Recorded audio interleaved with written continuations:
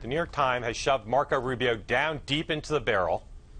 There's the $80,000 boat, the stone pavers paid with the Florida Republican Party credit card, the liquidated retirement account, and of course, we can't forget the traffic violations, also reported by the Times a few days ago.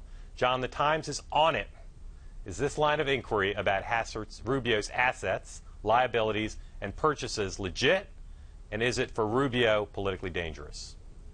Yes. And yes, Mark, would be my answer to that question. I think it's legitimate in the sense that you've got a Republican here who, like many Republicans, has campaigned against profligacy and talked about the way the government wastes money. You've got to look at the guy's finances. He's a young guy on the scene, looking at how he spent his money, how he has misspent his money, how he's managed his money. Totally legitimate. And in this case, this story, I mean, there are so, as you just read through them, so many lines and paragraphs that are open to additional reporting, additional digging. There's a lot of danger here, I think, for Marco Rubio.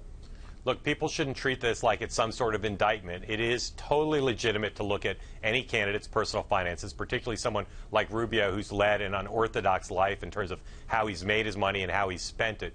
But I do think, as you said, that there's more to come here. People who've covered him in Florida know that the Times didn't break lots of new ground, but they had some new details, and there are more to come as there are more requests for public documents, and some of the things that aren't quite adding up are looked at more. And I think people on Rubio's side who are trying to say this is an illegitimate story, or people who say that this it doesn't matter to be president, first of all, the reality is it's going to be looked at. And second, I think most people would say these are perfectly legitimate questions.